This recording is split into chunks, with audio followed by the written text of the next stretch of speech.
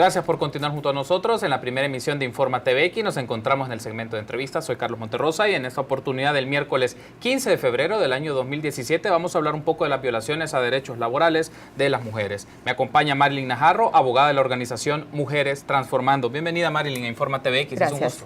Gracias, buenas tardes. Buenas tardes, gracias por estar con nosotros. Iniciemos la entrevista con esto, ¿no? Vamos a hablar un poco del balance de las vulneraciones a derechos laborales que presentó en recientes días la Concertación por un Empleo Digno para las Mujeres.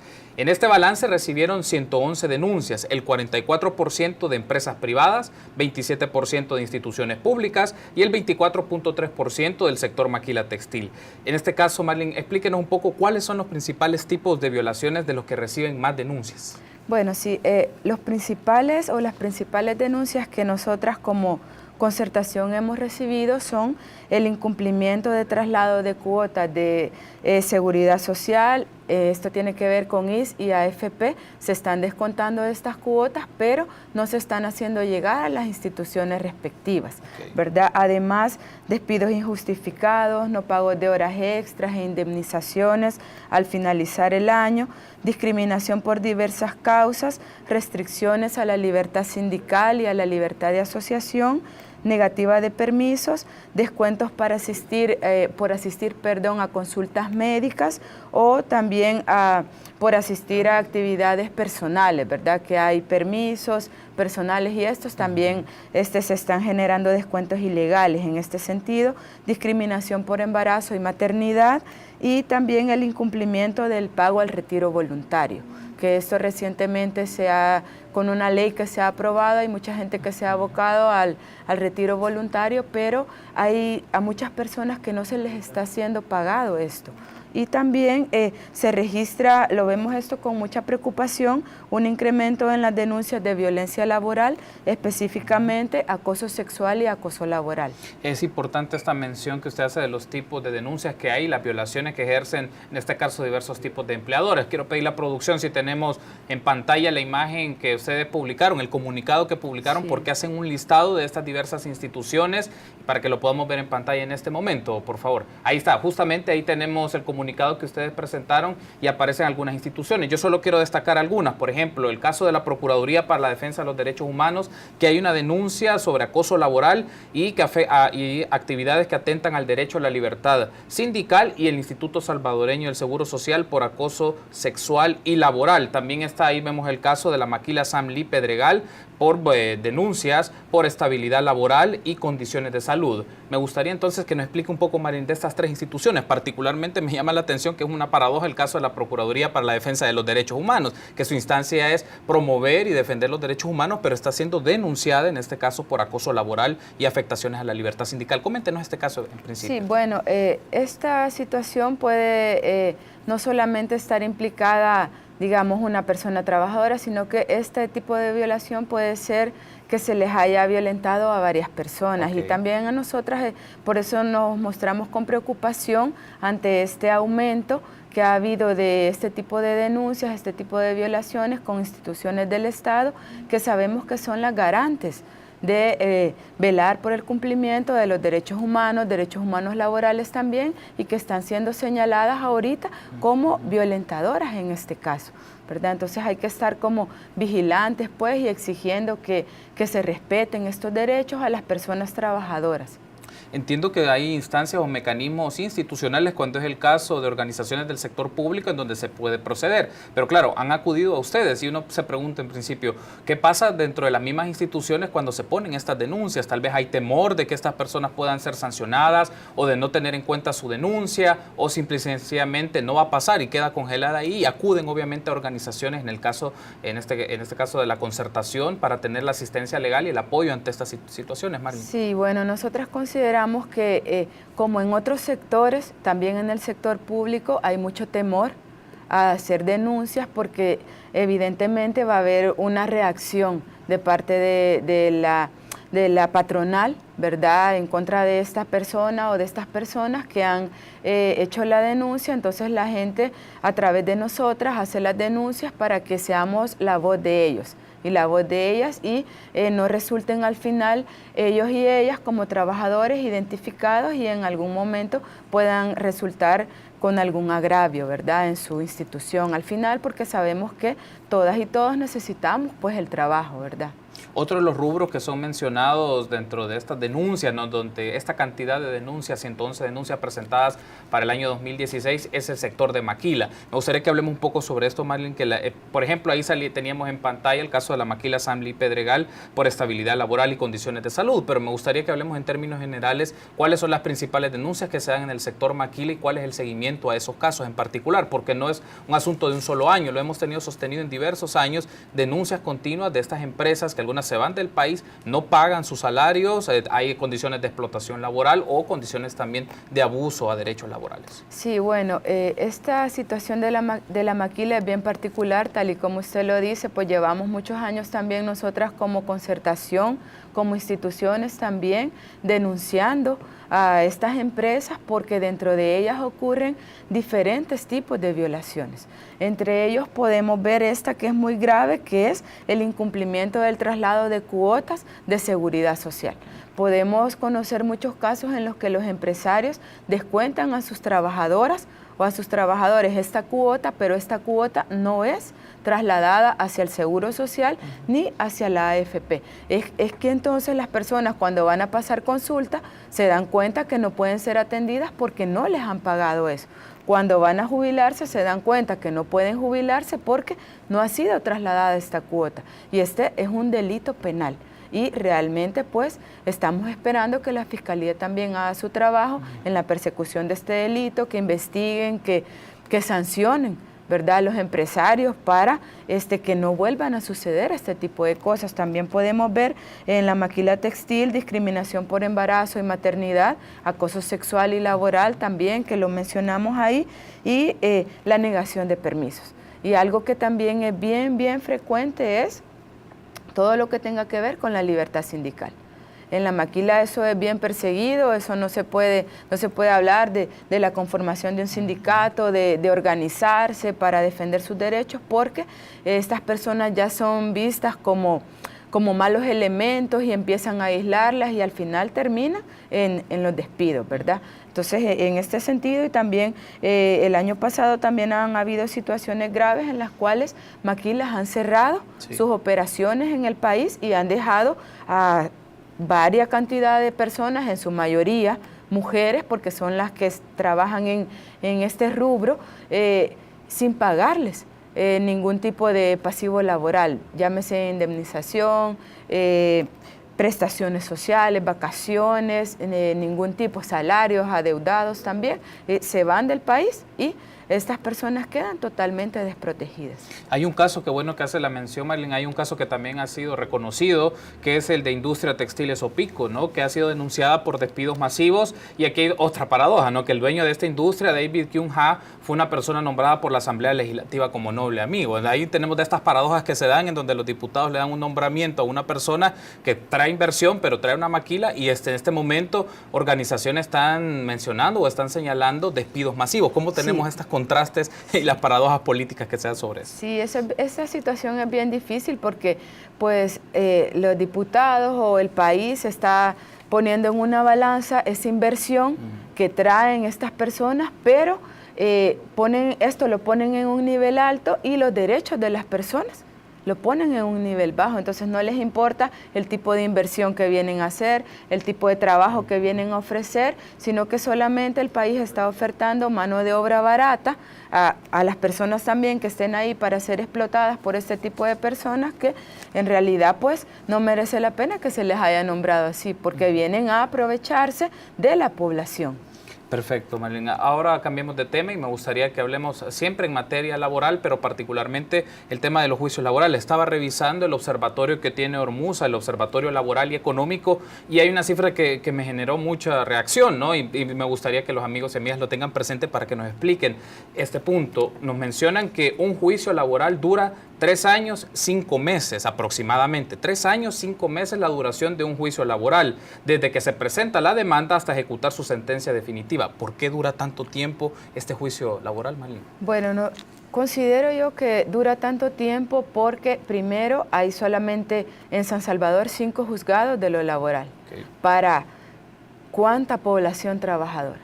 Entonces, estos juzgados se ven sobrepasados por la cantidad de demandas que hay. Y están sobresaturados por las demandas. La Procuraduría también en el área de derechos laborales de la persona trabajadora también está sobresaturada, y es donde entonces los términos del juicio laboral no son prontos, sino que van retrasándose, porque el sistema está saturado de casos, y por eso es que este estimado que ha hecho Hermusa es en base a algo real que está pasando a la gente trabajadora, y que al final una persona trabajadora que ve que su caso va a durar 3 años y 6 meses, 5 meses, de verdad que se arrepiente al final de haber puesto esa demanda, y en una etapa del proceso quiere retroceder o dejarlo hasta ahí, porque usted sabe que las personas tienen necesidades, y si está esperando que le den su indemnización o le den su salario en este proceso y va a durar 3 años y 5 meses, ¿cómo va a vivir esta persona? Tiene que buscar otro trabajo. Entonces, al final los trabajadores y trabajadoras ya no van a las audiencias o ya no se acercan a los abogados, a la Procuraduría, a las organizaciones, porque están ya metidos en otra dinámica que es sobrevivir buscando su trabajo. ¿Y qué tanto influye esto, por ejemplo, que hay los demandantes en este caso, o las personas más bien, corrijo, que son demandadas, pueden apelar y pueden agotar espacios o tiempos, que también eso suma, ¿no? Porque en algunos casos pueden llevarse ante instancias de apelación o puede generar una afectación, como eso también puede terminar sumando más tiempo y obviamente decepcionando o desencantando a las personas a quienes demandan y ya no continuar. Sí, claro que sí, esta situación es bien difícil, porque nosotras en lo particular hemos logrado en primera instancia que se dé un dictamen favorable hacia la trabajadora, pero en este sentido viene la apelación, se pasa a segunda instancia y ahí se entretiene otro proceso, pueden pasar 6 meses o un poco más, y este juez que va a valorar, el juez de la Cámara, puede poner, digamos, una afectación ya para la trabajadora, y entonces ahí empieza otro conflicto, hay que probar otras cosas y se dilata todavía más el proceso. Y como usted dice, sí, la persona trabajadora al final se ve totalmente desanimada y entonces no quiere seguir. ¿Qué tanto influye también en este caso la experticia de las personas que están en las instancias o de los juzgados de lo laboral? La experticia, la gente conoce que está en estos campos del sector justicia, ¿qué tanto conocen de este tema? También hay afectaciones del código laboral, del código de trabajo, de las normativas que hagan más lento este proceso. ¿Es una combinación de estos Sí, puntos? Es una combinación de todos estos sentidos, porque el código laboral es un código que viene desde 1970. Está totalmente desfasado. A estas alturas el derecho laboral ha avanzado un montón y el código se ha quedado en esa parte. Entonces esas afectaciones también se ven ya en un juicio laboral, ¿verdad? Y bueno, la experticia puede ser quizás la persona muy experta, pero el área laboral es un área que no muchas personas les interesa, porque hablándolo así claramente, no es un área que dé mucho dinero. Y las personas abogadas siempre están como queriendo estar en el área penal, estar en otras áreas donde hay mucho más movimiento. Entonces no se le apuesta mucho al área laboral, hay pocas personas que en realidad están interesadas en esto, y al final también esto de los términos, el código de trabajo también permite que todo esto se vaya dilatando y que pasen todo este tipo de situaciones. Perfecto, Marlene. Tenemos que hacer una pausa, pero en el segundo bloque seguiremos ampliando de las violaciones que se dan a los derechos laborales de las mujeres. Me acompaña en esta oportunidad Marlene Najarro, abogada de las organizaciones Mujeres Transformando. Permítanos una pausa, continuamos con más.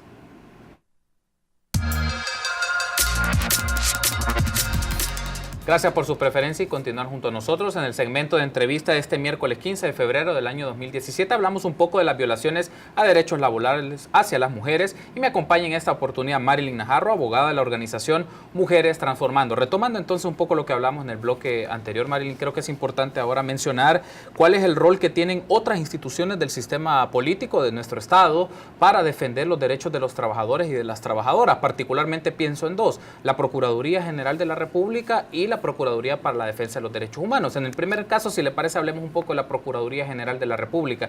Esta institución tiene entre algunas de sus tareas brindar asistencia legal y representación legal para aquellas personas que no puedan pagar un abogado de carácter privado, no que lo puedan hacer con sus fondos.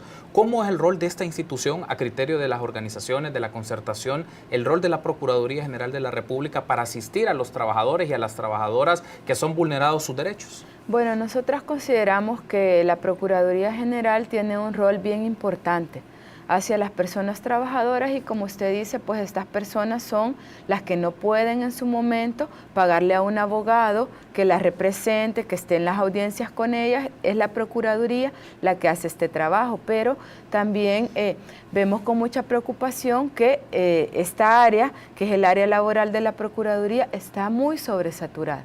Los procuradores tienen que quizás alrededor de 10, 15 audiencias cada día, y esto es una situación bien difícil también para ellos, concentrarse en un caso en específico, darle toda la atención que el caso necesita y para que tenga un resultado positivo para la persona trabajadora, ¿verdad? Entonces consideramos que sí habría que considerar pues darle más presupuesto para que se pueda contratar a más personas procuradoras, a más abogados que puedan asistir a las personas. Hay un dato que es interesante que también está planteado en el Observatorio Laboral y Económico de Ormuza, pero estos son datos entre junio 2012 y mayo 2013, que las mujeres constituyen una minoría entre la población usuaria de la Procuraduría General de la República. Del total de 20.159 personas que atendió esa institución en el periodo que les mencionaba, junio 2012 a mayo 2013, apenas el 33% de la población eran mujeres. En su mayoría el servicio lo solicitan hombres, pero aquí algo que es interesante destacar. Claro, en principio estamos hablando de los derechos laborales, una población importante económicamente, pero también en el sector laboral,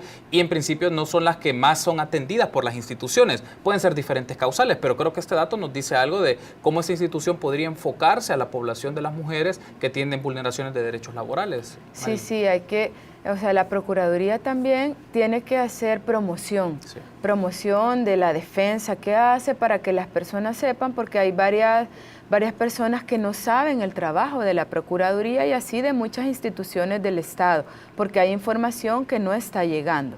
Por eso es que mayoritariamente las personas usuarias son hombres y también podemos hacer este balance que usted dice, en el sentido que las mujeres también tienen mucho temor y también las mujeres son mayoritariamente jefas de familia, entonces sienten que si acuden a las instituciones y estas no les dan respuesta rápidamente, se dejan ese espacio y ellas tienen que responderle a su familia. Entonces mejor lo que hacen es no denunciar por el mismo temor que hay, por la misma discriminación, se quedan calladas y se van a buscar otro trabajo para seguir laborando, ya sea en una empresa de maquila, en algo informal o en lo que sea, para garantizar lo que llevan a su hogar.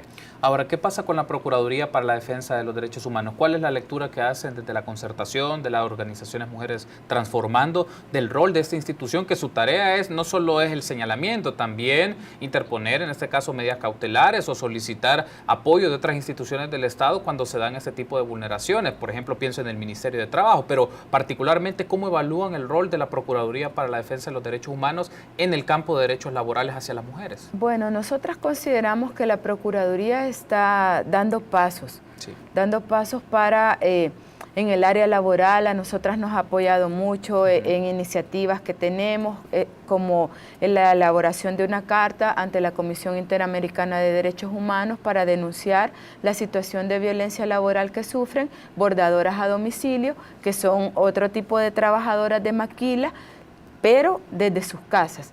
Hemos recibido mucho apoyo de la Procuraduría y vemos que en realidad se está preocupando por la población trabajadora y que le está apostando bastante también de parte de la Procuraduría. Hay señalamientos hacia el Ministerio de Trabajo para que se ponga el Ministerio de Trabajo a hacer un análisis más serio, más fuerte ante la situación de violencia laboral que se vive en los trabajos del país. ¿Considera usted que el Ministerio de Trabajo aplica las sanciones que le brinda el marco normativo o podría ser un poco más en el sentido de monitoreo, seguimiento? Por ejemplo, pienso en el rol de los inspectores o inspectoras que puede tener el Ministerio de Trabajo hacia estas empresas en el sector maquila, que quizás es uno de los más fuertes de la cantidad de denuncias y lo hablábamos en el segmento anterior, Marlene. Sí, realmente el Ministerio de Trabajo está capacitando a los inspectores, reforzando el área de inspección y el área de la Dirección General de Trabajo, que son los encargados mayoritariamente de estar vigilantes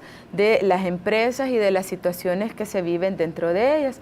Considero que sí, los inspectores hacen su trabajo, solamente que también a veces tienen muchos recortes, ¿verdad?, presupuestario, y esto también les impide, en cierto sentido, realizar su trabajo efectivamente como lo realizarían si tuvieran todos los medios adecuados para trasladarse a las empresas, a las comunidades y hacer todas las gestiones que conlleva ese tipo de trabajo que hacen ellos. Ahora toquemos otro actor. Hemos hablado del sector público, pero hablemos un poco de los sindicatos. ¿Qué hacen los sindicatos respecto a la promoción de los derechos laborales o la defensa, en este caso, de los derechos laborales? Hablábamos en el primer bloque que, por ejemplo, una vulneración es el derecho a la sindicalización, que en algunas empresas no quieren, bloquean o, en este caso, despiden a las personas que están promoviendo la organización sindical. Pero por otro lado también se podría obtener este punto de vista. Los sindicatos, en algunos casos, reaccionan solamente cuando se les persigue a sus líderes y no necesariamente la representatividad de todos. ¿Cómo queda el rol de los sindicatos en esta promoción de los derechos laborales, Marlene? Bueno, el rol de los sindicatos es bien importante en esta promoción de derechos laborales porque son la organización que está dentro de la empresa, son los encargados de velar porque las condiciones de las personas trabajadoras estén, digamos, siendo respetadas, y mayoritariamente son los encargados de, en algún tipo de violación, denunciar. Hablar con la patronal, hablar con los gerentes, etcétera, con los representantes del patrono para que la situación se vaya solventando. Pero en El Salvador tenemos un poco difícil esta situación en el área maquila porque solamente hay 11 sindicatos y hay 279 zonas francas en el país que tienen un sinfín de empresas maquiladoras y dentro de estas no hay tanta representatividad de sindicatos. ¿Por qué? Porque le decía antes, la situación de la organización es sumamente perseguida adentro de estas empresas, entonces en realidad cuando se está conformando o tratando de conformar un sindicato, ni siquiera se ha terminado de hacer el plan quizás de querer formarlo cuando ya estas personas han sido despedidas, ya se ha pasado muchas veces, entonces es bien difícil en realidad la presencia sindical. Que este sindicato vele por las condiciones laborales dentro de la empresa. Suele ser más visto los sindicatos en el sector público, expresiones sindicales en el Ministerio de Educación, en el Ministerio de Salud, en el Ministerio de Hacienda, en algunas autónomas, pero en el sector privado, además de organizaciones que están haciendo la lucha en el sector maquila, pero en otros sectores de servicios y comercios a veces muy tímidos, no aparecen. Por ejemplo, pienso sindicatos que podrían existir en estas empresas, en estas cadenas de comida rápida, ¿no? Porque también, estamos hablando de call centers, otro tipo de expresiones. ¿Cómo queda ahí esta muestra de sector sindicalizado en estas áreas también que tienen una demanda de trabajadores y también de comercio? Sí, la organización en este sentido queda como muy limitada porque las personas trabajadoras también tienen mucho temor a organizarse por el hecho de que cuando se habla de una organización están ya siendo señalados y van a perder su trabajo. Y como decía antes, la situación en el país no está para que nadie pierda su trabajo, ¿verdad? Entonces, por eso es que las personas al final prefieren pasar de largo en la organización y no se preocupan al final por velar, porque alguien vele por sus derechos o ellas mismas pelear por sus derechos. Y también podemos hablar un poco del desconocimiento que hay, de la falta de interés de las personas en conocer las leyes del país para exigirlas. Sabemos que si nosotros como trabajadores o como trabajadoras no conocemos un derecho, ¿cómo vamos a pedir la exigencia de este?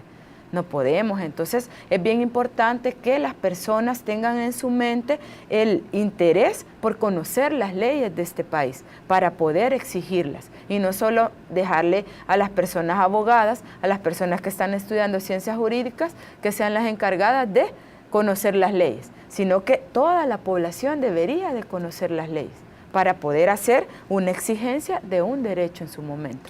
Otra de las situaciones que están discutiéndose en coyuntura en este momento, Marilyn, es las amenazas de despidos o exigencias de mayores metas de producción por el aumento del salario mínimo. Sí. Ayer lo mencionábamos en Informa TVX, primera emisión, se habló de los representantes del Sindicato de la Industria Textil Salvadoreño, que ellos visibilizaron esta denuncia, que se les empieza ya a demandar y a pedir más producción, a dar más resultados, o so pena de tener amenazas o en este caso de despidos por el aumento del salario mínimo. ¿Cómo también lo están siguiendo ustedes desde las expresiones organizadas? Sí, nosotras pues también hemos tenido conocimiento que no se está queriendo hacer efectivo este pago del salario mínimo. En algunas empresas se han eliminado los bonos de producción, se han eliminado los incentivos y entonces sí se está pagando el salario mínimo, pero les están quitando otros beneficios a las personas trabajadoras. Entonces nosotras también queremos hacer un llamado a los patronos, a las organizaciones también e instituciones encargadas de velar porque este salario mínimo sea pagado a los trabajadores y trabajadoras, a que estén vigilantes de que este tipo de situaciones no estén sucediendo en las empresas, porque esta conquista del salario mínimo ha sido una conquista bien fuerte y es algo muy beneficioso para las personas trabajadoras y que es justo además que se esté pagando esto porque sabemos la situación de la canasta básica, sí, cómo se aumentan los precios, cómo las personas son atacadas también por un montón de situaciones, que está cada vez la vida más cara, entonces consideramos que es justo que se retribuya con el salario que corresponde. ¿Ustedes le están llevando monitoreo en el caso del cumplimiento de la decisión del salario mínimo, del aumento al salario mínimo? ¿Por qué lo menciono? Porque autoridades gubernamentales mencionan que son pocas empresas las que lo han estado haciendo, pero siempre es importante tener este contraste desde las organizaciones de sociedad civil. Sí. ¿Qué tan cierto es que son pocas empresas las que no están pagando o no están cumpliendo la decisión tomada por el Consejo Nacional del Salario Mínimo del aumento entre $250 y $300? Bueno, nosotras podemos hablar desde el área que conocemos más, claro, que es el área maquila, claro, y sabemos que acá sí son varias empresas las que no quieren pagar el salario mínimo, las que están teniendo ya actitudes de violencia, sí, contra las personas trabajadoras, contra las organizaciones o expresiones sindicales que hay en las empresas, porque realmente no quieren hacer efectivo este pago, se están negando a hacerlo porque dicen que no tienen tanta ganancia para pagarlo, y eso sabemos que es algo que no es cierto, pues son ganancias millonarias las que obtienen de la exportación que hacen, porque trabajan para marcas reconocidas internacionalmente, que en el mercado una prenda de esta se puede vender hasta en $100 o más. Entonces consideramos que deben de pagar el salario mínimo, y sí sabemos que son varias las empresas que no lo están pagando. ¿Tienen una estimación de cuántas en el sector maquila, porque es el área que entiendo ustedes están trabajando? Pues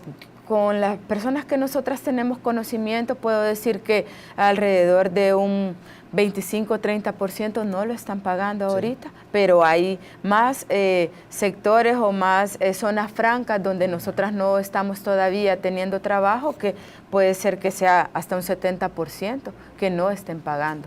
Perfecto, estamos por cerrar la entrevista, Marilyn, y un último tópico que me gustaría que hablemos es una propuesta que el año pasado se habló un poco y cuando estuvieron acá los representantes de SEA lo mencionaron, el debate sobre el aumento de la jornada laboral, de trabajar de 10 a 12 horas en jornadas, de hacerlo 4 días de trabajo, 4 días en este caso de descanso. Me gustaría tener su apreciación sobre esto porque es un tema que quedó en el aire el año pasado, que podría retomarse nuevamente, y también he entendido con esta idea, por ejemplo, particularmente de funcionarios públicos, que son de la idea de que se debe aumentar aumentar, trabajar más horas de trabajo. ¿Cómo ven ustedes esta idea o esta noción de aumentar o tener una jornada laboral entre 10 y 12 horas, 4 veces por semana?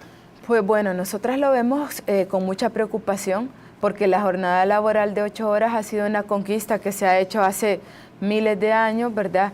Entonces, nosotras consideramos que esto realmente es un retroceso. Estamos hablando de flexibilidad laboral y de que no va a haber un beneficio para las personas trabajadoras, porque al trabajar en esa jornada, las personas no van a cumplir con el tiempo para su pensión al final, ni van a tener tampoco un aporte para la seguridad social, ni estamos viendo una persona trabajando 12 horas, es inhumano en realidad, ¿verdad? Estamos con 8 horas en la maquila, prioritariamente podemos hablar, como le digo, en ese sentido, 8 horas en la maquila, la gente sale fundida de trabajar en esta área y trabajar 12 horas. Estamos hablando que no sabemos en qué condiciones las personas van a realizar su trabajo. Pueden haber accidentes de trabajo, pueden haber un sinfín de cosas dentro de las fábricas porque las personas van a estar cansadas por esta sobrecarga que hay. Entonces consideramos que realmente no es una buena idea, una buena propuesta que se esté ahorita debatiendo, porque consideramos que se debe respetar la jornada de 8 horas de trabajo. Perfecto, Marlene, ha sido un gusto. Gracias Mucho por haber gusto estado también. con nosotros Gracias. y habernos acompañado en esta oportunidad de la entrevista del miércoles 15 de febrero. Me acompañó Marlene Najarro, abogada de la organización Mujeres Transformando. Permítanos una pausa, continuamos con más en la primera emisión de Infórmate BX.